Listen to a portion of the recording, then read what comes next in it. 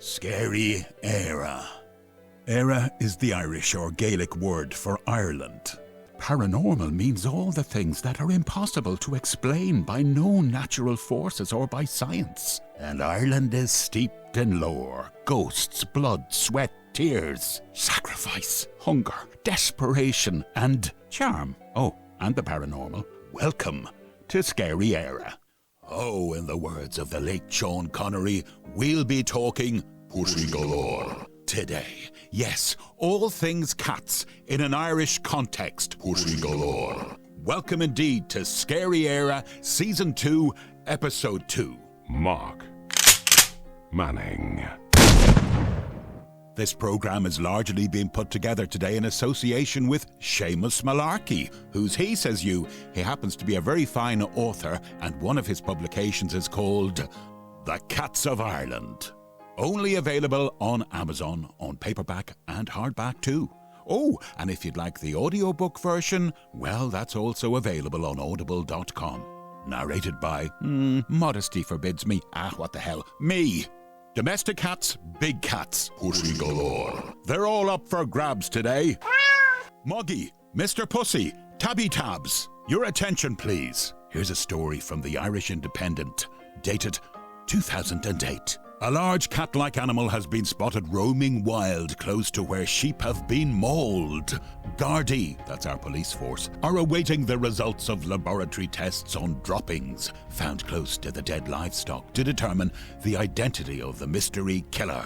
Yesterday, they received a photograph of the creature, which was taken by a woman in the Ballylawn area of Manor Cunningham, County Donegal. Oh, to be sure, 'twas taken from a distance, so it is impossible to be certain. But the woman who took the picture saw this animal up close in her garden, and she knows it wasn't a dog, so it wasn't, it said Superintendent Vincent O'Brien.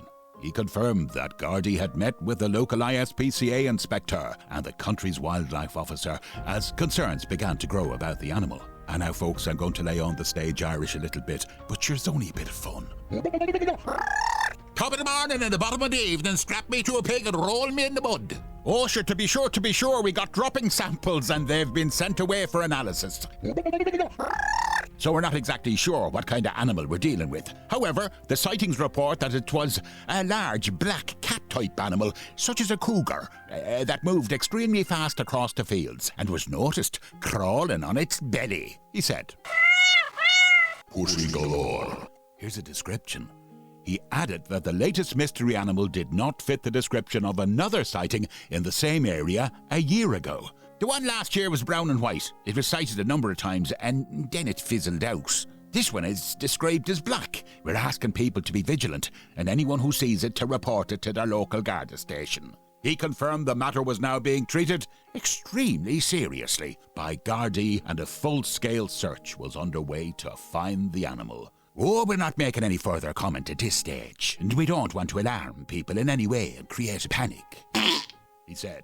We'd particularly appeal to any owner of exotic animals that may have escaped recently to contact us immediately as part of our inquiries. The cougar or wildcat may have been dumped in Donegal by a circus crew or escaped from a zoo. Last year, a major hunt got underway in the north for a black panther along the North Antrim coast. But it was called off when it was decided the animal had disappeared into the wild. Yeah, a couple of things over the years, but I've learned, I suppose it's not learned, I've just become accustomed to it, and I think it's kind of, it's maybe another sense or something. But often when you go into places, you'll get a feeling for the place, and you'll get a feeling of whether or not it's comfortable. And whatever causes that, who knows what causes that, but we have an intuition, we have an inbuilt intuition. I can't describe what it is or where it comes from or the physics of it or the chemistry of it, but it's there, and anybody will tell you to stick with your intuition. If you think something doesn't feel right, then don't hang around. Superb advice from regular contributor to Scary EIRE, David McGlynn, aka The Squire. And don't hang around either. If you've got an Irish paranormal tale to tell, simply email paranormalireland@protonmail.com and it'll be read out for you. Or you get to tell it on air yourself. That's Paranormal Ireland at protonmail.com. Yes, indeedy. I need more interactivity. So, yeah, Paranormal Ireland at protonmail.com. My thanks for that earlier piece, which was supplied with the help of Anthony Kerrigan from Ghost Era. Hello to Eric and Jessica there as well. He tells me that he has been exploring in his time Owenagat Caves in County Roscommon, where apparently there are rumours of wild cats. It is also the place that Halloween first happened, I believe. It's the origins of Samhain were supposedly in those caves. If you don't agree with me, reach out and tell me. Anthony also is helpful because he makes reference to he thinks he heard of a Kilakee cat in County Wicklow. Well, let me enlighten you folks, because coincidentally, or as my kids used to say, quinky dink, it's covered in Seamus Malarkey's book, which a lot of our material is drawn from on this show, and the book is called The Cats of Ireland. You can get it on Amazon only, in paperback or in hardback, or if you'd like the audio book, it's on Audible. Cats of Ireland by Seamus Malarkey, and unashamedly, a plug there for Seamus. Right, let's investigate this Kilakee cat. The Black Cat of Kilakee House. In the fair county of Wicklow can be found a dwelling place known as Kilakee House. In the late 1960s, the O'Brien family decided to upgrade the then rather decrepit structure into an art centre and tea room. During the renovations, a team of painters lodged at the house so that the work could be completed speedily. They reported strange goings-on, including seeing a black cat the size of a large dog. Initially, the owners dismissed the painters' accounts as delusions, tall tales inspired by a bit of nighttime tipple or the result of tricks played by local mischief makers. However, in 1970, the respected national newspaper, the Irish Independent, reported that Mrs. O'Brien could not sleep in the house because of the weird howling of her terrified dogs, who seemed to sense something nefarious afoot. Also, some mysterious force had caused quite a bit of destruction inside the house, even though a careful investigation uncovered no evidence that any human invaders had broken in. Subsequently, 2 artists at the house saw a black cat and then the apparition of a 3-foot-high man who transformed himself into a cat. Later that decade, the owners exorcised the house, and as far as the occupants could gather at that time, the ghostly cats were gone for good. Nonetheless, more recent reports claim that there may have been other spooky occurrences since then. Who knows? It could be another phantom cat creeping around the place. I certainly wouldn't spend a night at Kilakee House. Would you? Not paranormal. Mark Manning is real. Now that's a scary thought.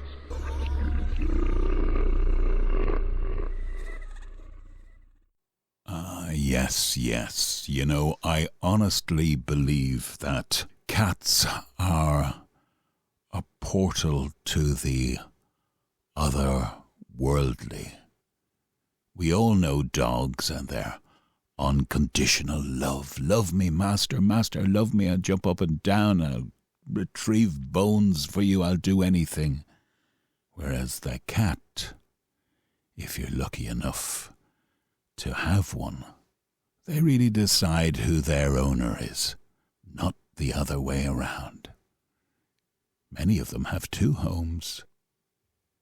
What have you been up to with your pussy today? I know I've just come from playing with mine. No tittering in the cheap seats. In the front room. You see, we have a bit of guy time together. Marvin, who's been with us since 2009, he's the only other guy in the house. So every time I look at him at a certain time of night and say, let's have some guy time, Marv, He's a tuxedo cat. They're quite clever, you know. And we go in and sit in my favourite chair, and he gets up on my lap, and he gets diddled under his chin, and his coat gets rubbed, and he likes to stick his little head up in under my chin. And he's a fine old beast. I do so love my Moggy. I hope you like your Moggy as well, and you're enjoying the Pussy Galore show that we're having here on Scary Era this time. Anywho, back to cats.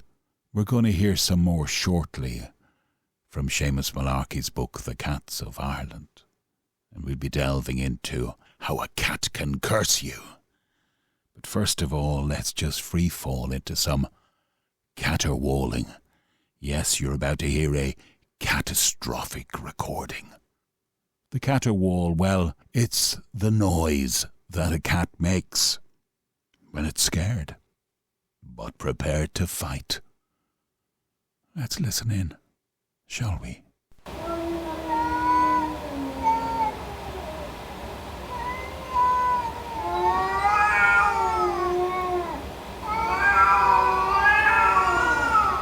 My cat's curse upon you. Anyone who's ever met even the sweetest-looking Tabby knows just how fearsome and unforgiving felines can be when riled. It's not surprising that when the Irish wanted to curse somebody or something, they would invoke feline ferocity. Perhaps the most direct and powerful of these curses is Molocht Macotart, or the curse of my cat on you. This recognizes the power of cats and their penchant for anger and spite. And, more specifically, invokes the ancient superstitious belief that cats had magical powers, including the ability to curse their foes. Another, more vivid example of a cat curse is the infernal invocation, wishing that Goneha an Katu is Goneha an Jowl an Kat, which translates as, may the cat eat you, and may the devil eat the cat. We'd say that this one is a recipe for indigestion all round. Who wants to end up a hairball within a hairball? However, in all good conscience, I must implore you to deploy these kitty cat curses with care. I don't want to get sued for the consequences.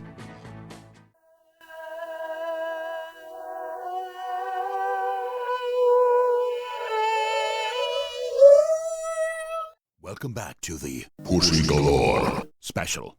Do you ever wake up some mornings and just feel like going, ah? I know I do. Ah! I'm doing it again. Now remember, in big yellow orange fluorescent letters, my friend, if you are listening to Scary Era and you like it and it resonates with you, can you share it, please? Tell your friends. Oh, it's a great show, so it is. It's by this Irish guy called Mark Manning. It's called Scary Era. Paranormal stuff, supernatural stuff. Get really excited about it, I do. Tell all your friends, quick. Anybody who's got a paranormal sweet tooth, perhaps. And the other thing you can do, of course, is email your own ghostly, paranormal, supernatural experiences to me. Although we're Scary Era, Scary Ireland, doesn't necessarily mean I don't want to hear from the rest of the world. Yes, a little international interlude is very welcome at times. So don't let that put you off. Write this down. It's a good one. paranormalireland@protonmail.com. paranormalireland@protonmail.com. Get out! Oh, would you come up with something more original than get out? You hear that in every single bloomin' scary movie since the 1930s. Now, we're not going to say any more on the subject. Anthony Kerrigan from Ghost Era has outdone himself this week in helping me put together the show because he supplied some material. And I really appreciated it because I was all over the place this week in the world of voiceovers. So, Anthony, thanks again, mate. I owe you one. So he supplied me with something I'm going to share with you now. It's an article from a local paper called the West Cork People. It dates from last year, January to be precise, of 2024, and it was written by Eugene Daly. So here we go. The prominent role of cats in Irish folklore. A traditional Irish greeting on entering a house was, God save all here, except the cat. Get out! On account of its association with the devil. Despite this, it was believed to be lucky for a stray cat to enter the house. Many of the superstitions concern the cat's supposed sixth sense. In County Clare, it was thought to be looked at fixedly by a cat after it had washed its face was a sign of approaching marriage. On the other hand, or love, as we say in Irish, to be looked at fixedly by a cat except after washing its face, or aig, as we say in Irish, was an omen of sickness or death. To dream of a cat foretold an enemy. To dream of a doggy, a friend. In Ireland, generally a purring cat, or a cat with its back to the fire, was a sign of rain. Another belief was that it was an omen of bad luck if a cat caught a mouse and allowed it to escape for no reason. In Limerick, it was thought that putting a cat under a pot brought bad weather, and it was apparently a common practice among sailors' wives in order to keep their men at home. Black cats are considered the most powerful in terms of magic and superstition. It was considered lucky to have a black cat cross your path on New Year's Eve, and if a black cat comes into the house on Christmas night, bingo! Hallelujah! The inhabitants will have a great luck for the coming year. Many people consider it lucky to have a black cat cross the road in front of them or to come upon a black cat unexpectedly. I have to just share my own personal experience of this. My beloved wife and I regularly go walking, and there's an area we walk through, and every so often we are greeted by this real friendly. Don't you just love it when they're friendly and trusting? A big black cat, almost long hair, but he's a big tuxedo cat, and he's beautiful, and he's friendly, and I have no idea what his name is. But when he plods his way towards us, going meow, meow, meow, pals, we're so delighted, me especially, because I want to nearly pick him up and hug him. He's the size of a big baby. Excuse me, I got carried away there. Many folk tales about cats emphasize that they have a wild, untrustworthy nature, even the fully domesticated pets. A very popular story concerns the death of the king of the cats. The story goes that a man out travelling met a huge cat, which, unlike my friendly one, attacked him, and which, with difficulty, he managed to kill. As it lay dying, the cat told him that meow, meow, I'm the king of the cats, meow, expiry. On his return home, the man told his wife how he had killed the king of the cats. Hearing this, the couple's domestic cat, which had been sleeping by the fire, leaped up and attacked the man, sinking his claws into his throat, killing him. Now, apparently, in some versions of this story, the man manages to fight the cat off. Lucky him. Well, let's all get serious panties here now for a while, in case we get a bit too carried away with entertaining people. You see, cats appear in quite a few Irish proverbs. And a few examples are, Is her a hun féin a dhéanann an cat cronan, which means it's for her own good that the cat purrs. Trí bhua an cat, rairc is tithe, siúl nach glistfi, agus dearmid mná an tí. 3 fortunes of the cat, keen sight in darkness, walking without sound, and the housewife's forgetfulness. My wife doesn't suffer from that. She will remember everything. She's like an elephant. Not physically, if you're listening. You're very petite. It's just your memory. Anyway, I'm in enough trouble as it is. Okay. Don't remember what I did last week. Just don't keep reminding me. I will fit the toilet seat. I will. We've a new toilet seat. It's been sitting right for about 2 weeks. Biogáin biogáin, a de an cat an scadán. Bit by bit, the cat ate the herring, which I suppose means take things bit by bit. Poco a poco. Níor yoig shan cat riv é hain. An old cat never burned itself. Emphasizing the value of experience. Oh, I said that like Captain Kirk. Oh, Scotty just shut his ears off with a phaser. Another well-known proverb is Brishin on duachas trí shuiv on cat. Nature breaks out through the eyes of the cat. This proverb is illustrated by an old Irish tale about a man who had his cat so well trained that it would hold that it would hold a candle for him while he read. A visiting poor scholar bet the man that he could make the cat drop the candle. The man of the house took on the bet. Accordingly, he returned some time later and released a mouse that ran across the table in front of the cat. Usually they don't run, they scuttle, don't they? Like a mouse kind of scuttles. The cat's eyes were riveted on the mouse, but it continued to hold the candle. A tenacious cat, you might say. The scholar released another mouse with the same result. But the third time he released a mouse, the diligent Moggy couldn't contain itself no longer. Flinging aside the candle and flinging aside safety, I'd imagine, it gave chase. The moral of both the proverb and the tale is that nothing can conceal its true nature completely. Like, I suppose, a leopard never changes its spots. Another well-known one is, what would the young cat do but kill a mouse? I.e., like father, like son. Oh, the old apple doesn't roll far from the tree. You can tell I'm having fun. It's been a long day. The most famous Irish proverb about cats describes those who would quarrel to the bitter end, fighting like Kilkenny cats. According to legend, the name arose when Hessian soldiers were quartered in Kilkenny during the 1798 rebellion. They amused themselves, the cruel sods, by tying two cats together by their tails and throwing them over a line to fight. Trigger warning. Their commanding officer disapproved of this practice and banned it, rightly so. But it continued in secret.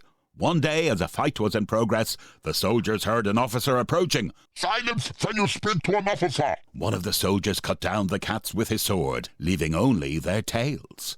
The officer inquired as to where have the cats gone? The soldier replied that they had devoured each other. So furious was their fighting, and that only their tails remained.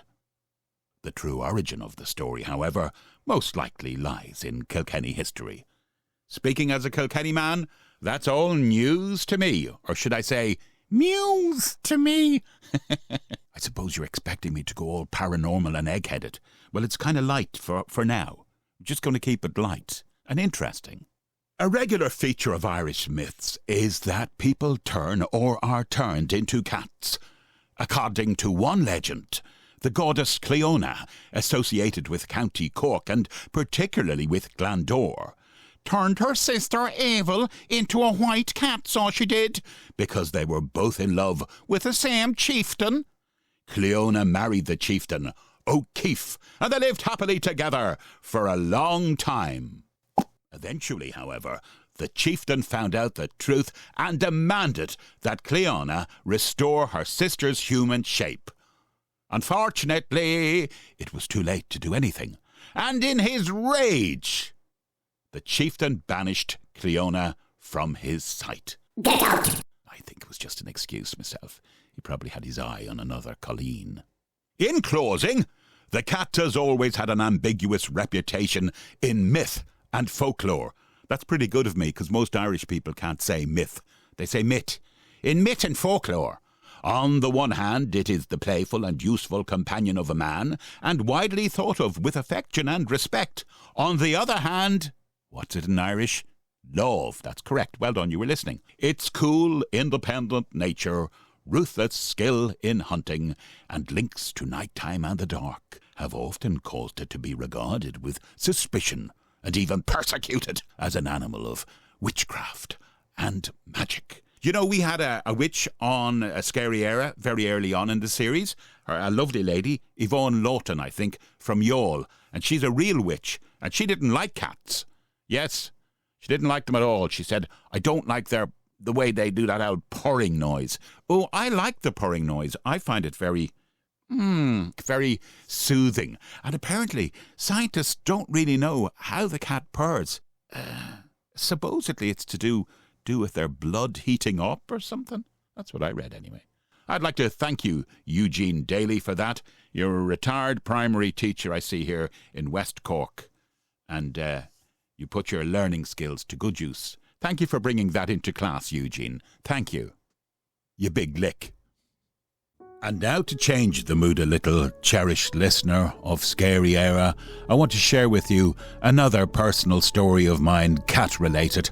I mentioned Marvin earlier on, our beloved cat, who, some 25 feet away from me right now, is ensconced in his basket. When he arrived here in 2009, he came along with a brother. Now, Marvin is a tuxedo cat, but his brother was a beautiful big tabby cat called Professor Puss. And Professor Puss, you know, he was great with the kids, and they were only kids back then. You could pick him up any time of the day, and he'd enjoy a snuggle. He was always amenable to that. He was a darling. And he had a habit of going up to a converted attic we have. It's converted into a bedroom, kind of a guest room. And he'd plunk himself under the bed up there. Now, most of us knew that's where his hidey hole was, but not everybody did, you see. And one night when my wife had a lot of her girlfriends over, some of whom were staying, she said to me, "Mark, will you go up and make sure Professor Puss is out from under the bed upstairs, in case he freaks out any of the girls?" So I did, and I have to say, to my shame, I used to have this habit of when I take him out from under his bed and we were going down this little stairs that led up to the attic room, I used to just, the devil in me, as we say in Ireland, would just dangle him, only fleetingly now. I used to just dangle him over the banister as I was bringing him down, and he didn't like that, kind of go, and as I said, it was just a nasty moment in me. It was never really cruel, it was just what it was. Kind of like Michael Jackson, the time he dangled his kid out the hotel window. It wasn't even as serious as that. But anyway, I got my silly kicks doing that. And this particular night, I retrieved him from under the bed. It was a dirty old wet Friday night. I distinctly remember the rain was hammering on the attic window as I took him down, and of course I did my silly thing of dangling him just briefly over the banister. Nothing. Whereas I'd normally get a meow. Nothing at all. No reaction whatsoever. I did it again. No reaction. Professor Puss just dangled in my arms. And I said, "Oh, that's strange, Puss. Hope you're okay." Gave him a snuggle, took him downstairs. Professor Puss was killed by a car that night. It was almost like he knew, like he was saying to me, "Go on, see if I care. You and your little puerile prank. I'm destined for somewhere else. This cat's 9 lives are about to expire. To expire. To expire. To expire."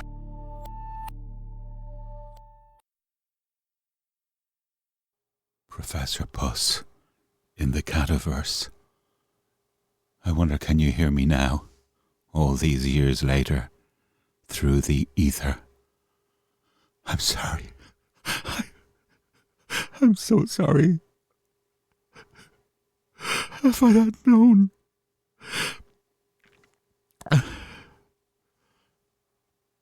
Please forgive me.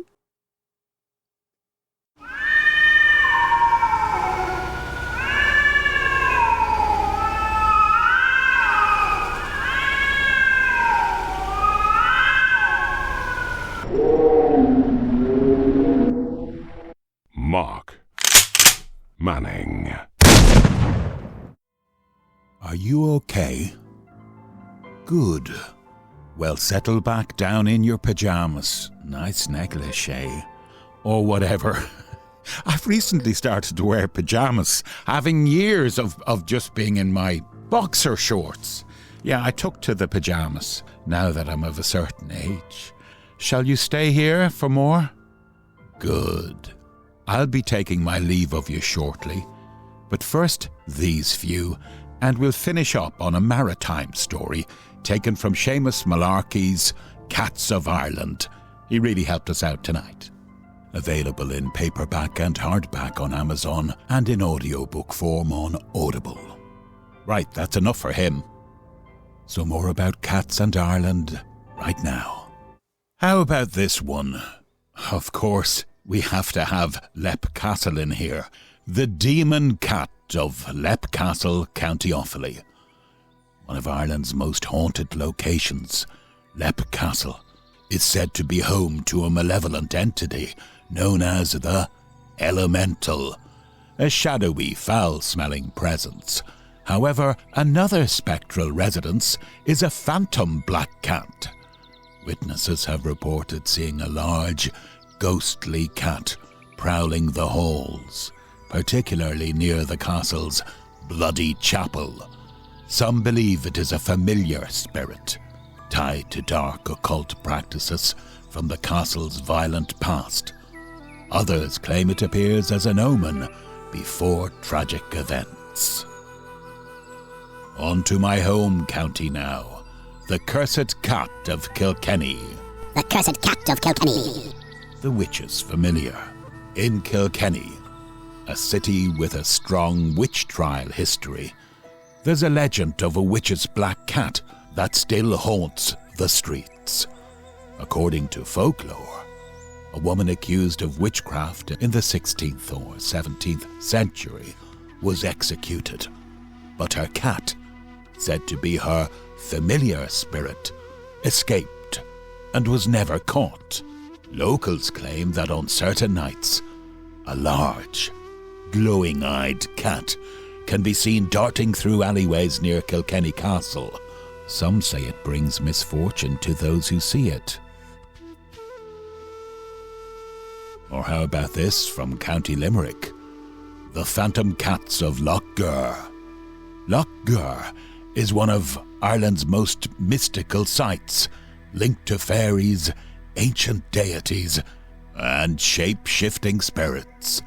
Among its many legends is the tale of the Iach Ishka, water horse, but less known is the story of phantom cats seen near the lake's standing stones. Oh, now the locals claim that at dusk, ghostly grey cats appear near Knockadoon Hill, or the Giant's Grave, watching silently before vanishing.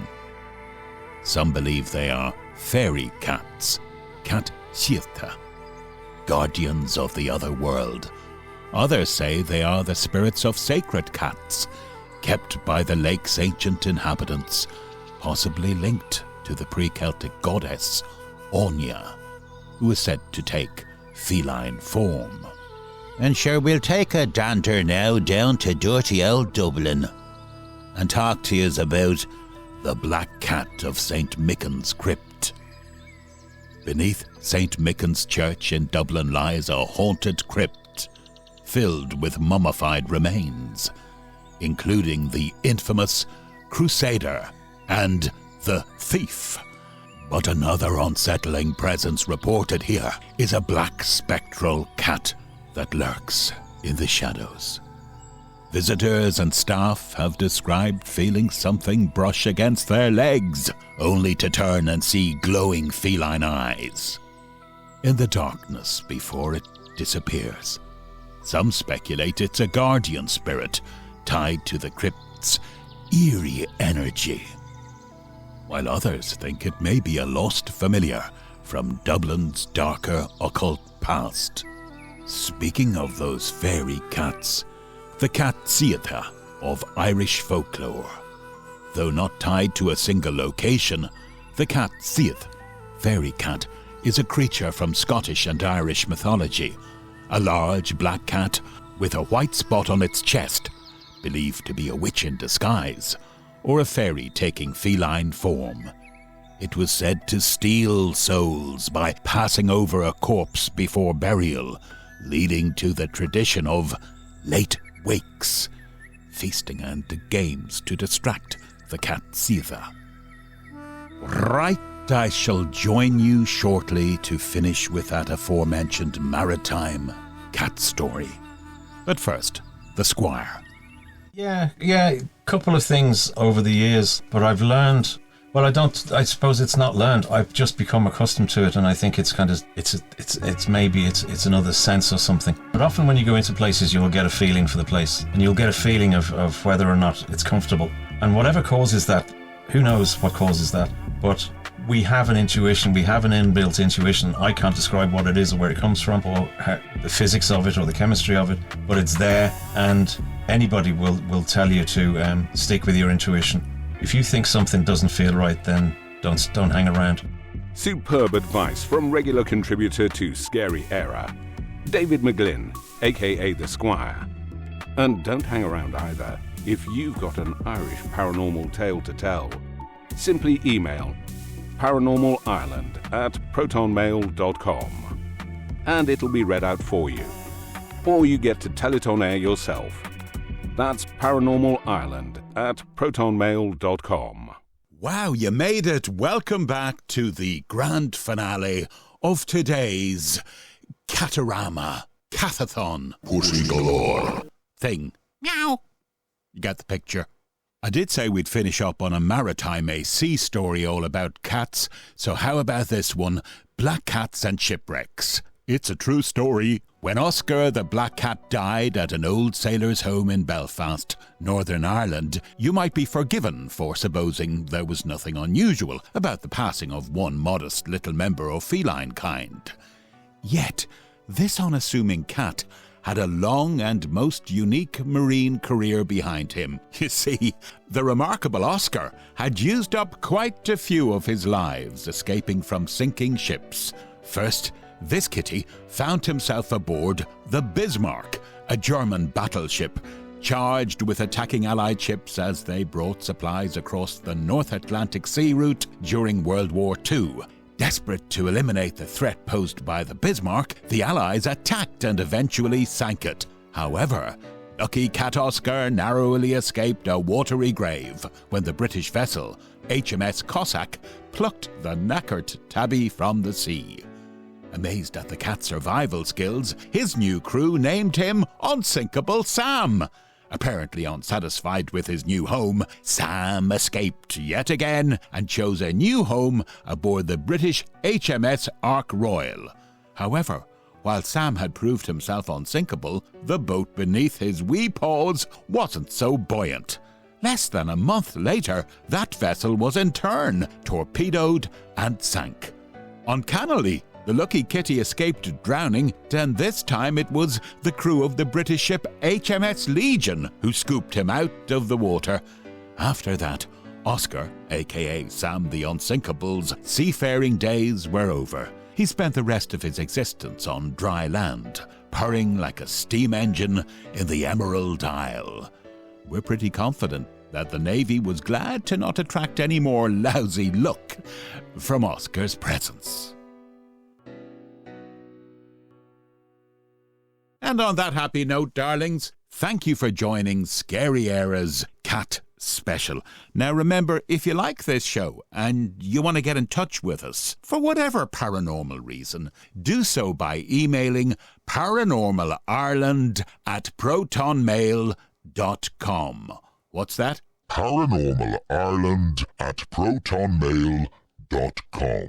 That's the one, and my thanks as always to Paranormal UK Radio Network for hosting this Irishman, me, Mark Manning, and his bizarre, unique way of addressing the paranormal. Y'all be good now. See you next time on your Scary EIRE. Scary EIRE. Scary EIRE. Scary EIRE.